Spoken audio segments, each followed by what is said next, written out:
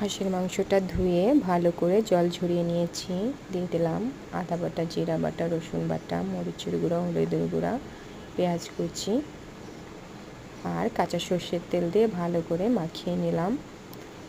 আর আমার তেল গরম হয়ে গেছে, দিয়ে দিলাম তেজপাতা, দারচিনি, এলাচ আর জিরা ফোড়ন, দিয়ে দিলাম পেঁয়াজ কুচি। পেঁয়াজটাকে ভালো করে ভেজে নিব। এখন পেঁয়াজ ভাজা হয়ে গেছে, মাখানো মাংসটা আমি দিয়ে দিলাম। এখন ভালো করে কষিয়ে নিব।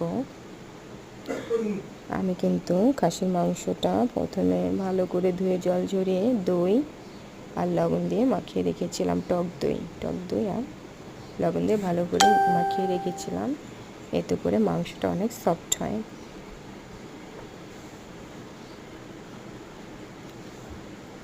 ঢেকে দিয়ে ভালো করে কষিয়ে নিচ্ছি যাতে মাংসটা ভালো করে সেদ্ধ হয়ে যায়। দেখুন আমার কষানো হয়ে গেছে, তেল উঠে এসেছে। এটাকে মাটন কষাও বলা যায়।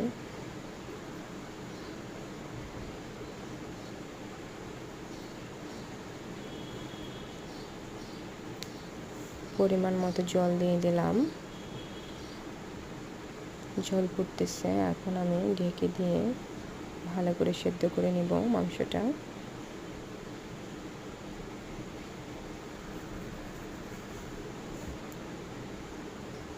আমার হাতে সময় খুবই কম, তাড়াতাড়ি করে করতে হবে, তাই ঘি গরম মশলা দিয়ে প্রেশার কুকারে দিয়ে দিলাম। কারণ মাংসটা অনেকটাই সেদ্ধ হয়ে গেছে, জাস্ট 2-3টে সিটি দিয়ে নিলেই মাংস রান্না ডান হয়ে যাবে। দেখুন আমার মাংস রান্না ডান। যারা যেমন লবণ খান সেরকম বুঝে পরিমাণ মতো লবণ দিয়ে নেবেন। দেখুন গ্রেভিটা কতটা ঘন। এই হলো আমার খাসির মাংসের ফাইনাল লুক।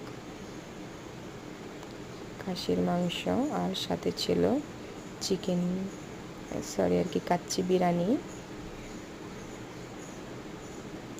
ভালো হয়েছিল খেতে।